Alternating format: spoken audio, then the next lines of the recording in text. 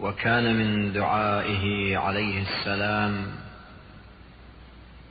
في الصلاة على أتباع الرسل ومصدقيهم: اللهم وأتباع الرسل ومصدقوهم من أهل الأرض بالغيب عند معارضة المعاندين لهم بالتكذيب والاشتياق إلى المرسلين بحقائق الإيمان في كل دهر وزمان أرسلت فيه رسولا وأقمت لأهله دليلا من لدن آدم إلى محمد صلى الله عليه وآله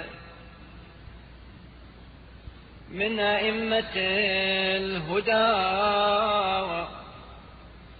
وقادة أهل التقى على جميعهم السلام فاذكرهم منك بمغفرة ورضوان। अंबिया पर ईमान लाने वालों के हक में हजरत इमाम ज़ैनुल आबिदीन अलैहिस्सलाम की दुआ। शुरू नाम से अल्लाह के जो बड़ा मेहरबान निहायत रहम करने वाला है। ऐ अल्लाह, तू अहले जमीन में से रसूलों की पैरवी करने वालों और उन मोमिनीन को अपनी मग़फ़िरत और खुशनुदी के साथ याद फरमा जो गैब की रूह से उन पर ईमान लाए, उस वक्त के जब दुश्मन उनके झुठलाने के दरपे थे और उस वक्त के जब वो ईमान की हकीकतों की रोशनी में उनके ज़हूर के मुश्ताक थे। हर उस दौर और हर उस जमाने में जिसमें तूने कोई रसूल भेजा और उस वक्त के लोगों के लिए कोई रहनुमा मुकर्रर किया, हजरत आदम अलैहिस्सलाम के वक्त से लेकर हजरत मोहम्मद सल्लल्लाहु अलैहि वसल्लम के अहद तक जो हिदायत के पेशवा और साहिबान तक़वा के सरबराह थे, उन सब पर सलाम हो। अल्लाहुम्मा व अस्हाब मुहम्मदिन खास्सा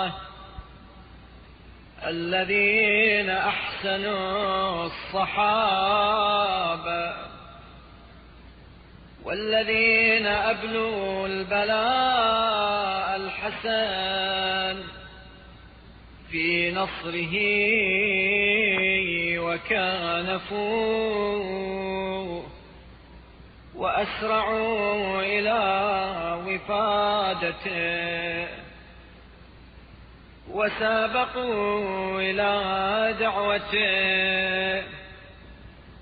واستجابوا له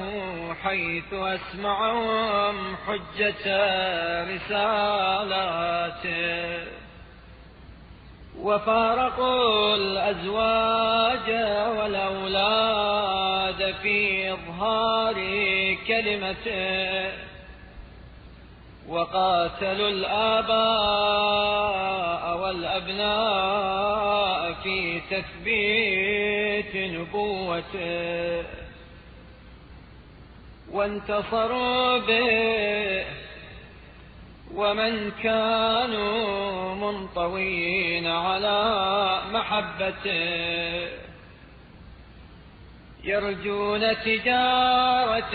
لن تبور في مودته। बारिलाहा खुसूसियत से अस्हाब मोहम्मद सल्लल्लाहु अलैहि वसल्लम में से वो अफराद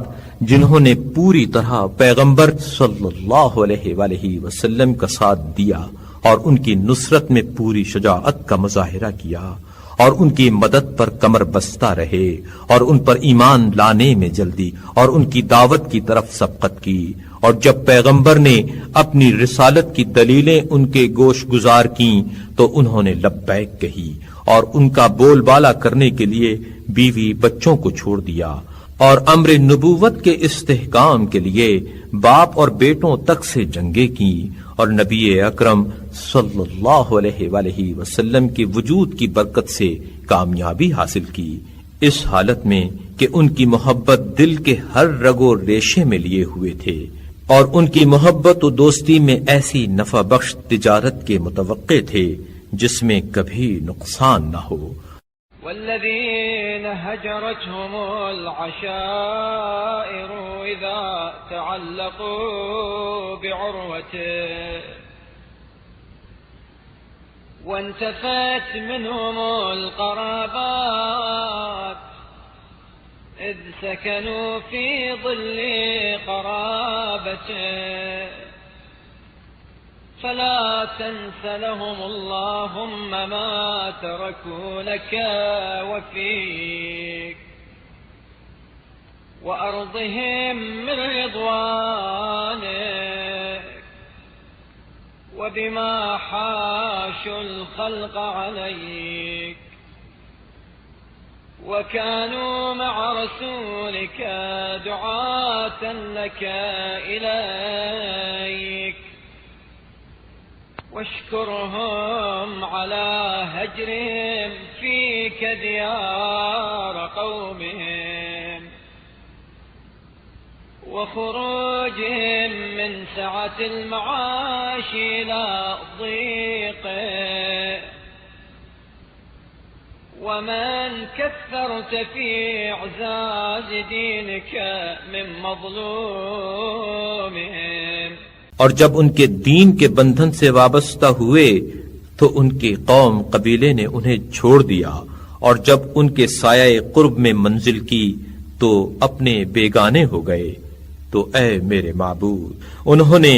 तेरी खातिर और तेरी राह में जो सब कुछ छोड़ दिया, तू जजा के मौके पर उन्हें फरामोश न कीजियो और उनकी इस फिदाकारी और खल्क़ खुदा को तेरे दीन पर जमा करने और रसूलुल्लाह सल्लल्लाहु अलैहि वसल्लम के साथ दाई हक बनकर खड़ा होने के सिले में उन्हें अपनी खुशनूदी से सरफराजो शाद काम फरमा और उन्हें इस अम्र पर भी जजा दे कि उन्होंने तेरी खातिर अपने कौम कबीले के शहरों से हिजरत की और वुसअते माश से तंगी माश में जा पड़े और यूं ही उन मजलूमों की खुशनूदी का सामान कर कि जिनकी तादाद को तूने अपने दीन को गलबा देने के लिए बढ़ाया। अल्लाहुम्मा वअवसिल लित्ताबिईन लहुम बिइहसान الذين يقولون ربنا اغفر لنا ولإخواننا الذين سبقونا بالإيمان خير جزائك الذين قصدوا سمتهم وتحرروا وجهتهم ومضوا على شاكلتهم لم يفنهم ريب في بصيرتهم ولم يختلجهم شك في قفو آثارهم والائتمام بهداية منارهم مكانفين وموازرين لهم يدينون بدينهم ويهتدون بهديهم يتفقون عليهم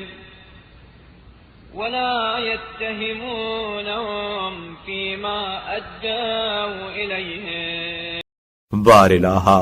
جنہوں نے اصحاب رسول کی احسن طریق سے پیروی کی انہیں بہترین جزائے خیر دے، جو ہمیشہ یہ دعا کرتے رہے کہ اے ہمارے پروردگار،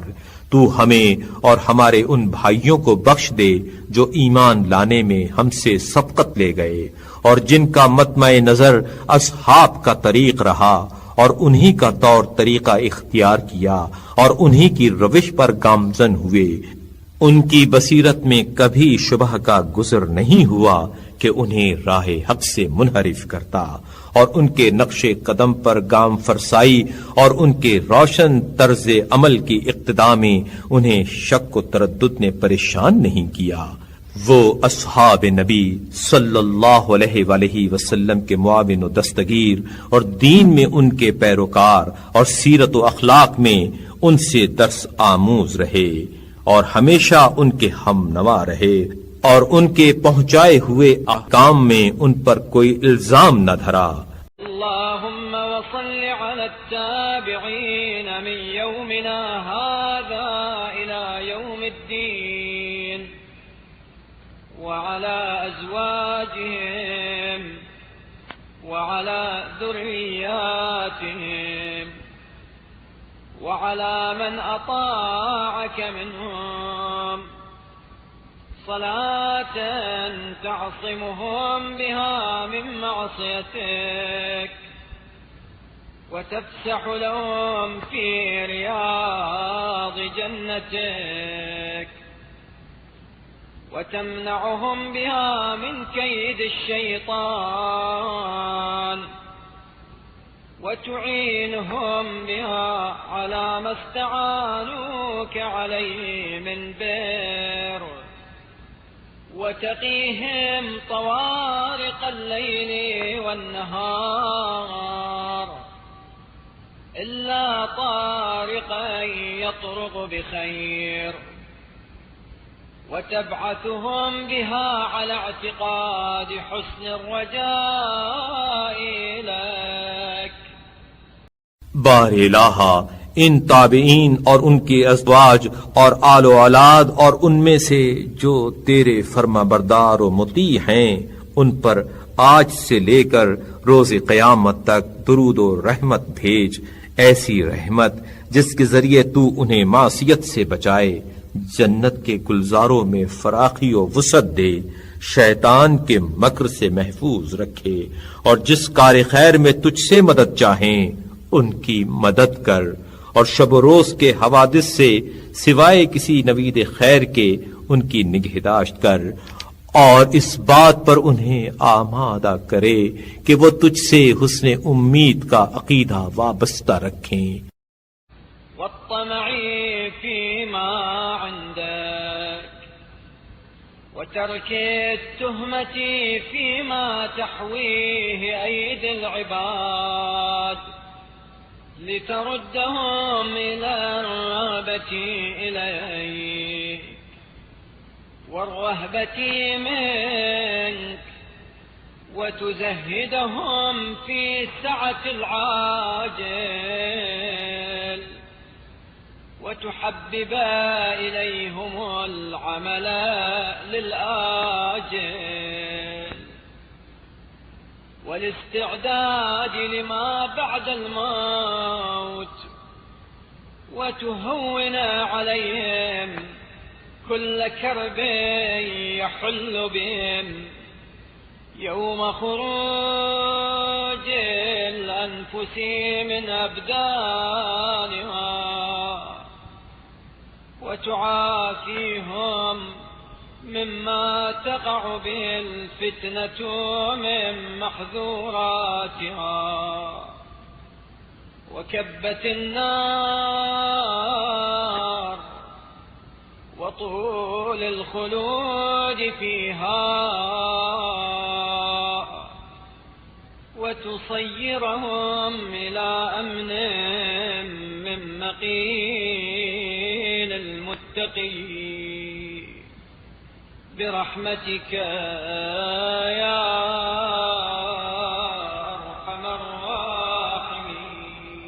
اور تیرے ہاں کی نعمتوں کی خواہش کریں اور بندوں کے ہاتھوں میں فراخی نعمت کو دیکھ کر تجھ پر بے انصافی کا الزام نہ دھریں، تاکہ تو ان کا رخ اپنے امید و بیم کی طرف پھیر دے اور دنیا کی وسعت و فراخی سے انہیں بے تعلق کر دے،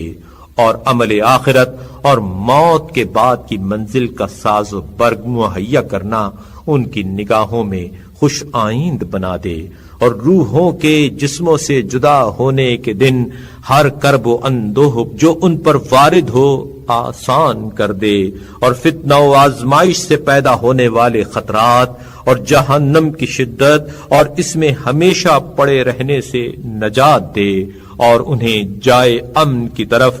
جو پرہیزگاروں کی آسائش گاہ ہے منتقل کر دے۔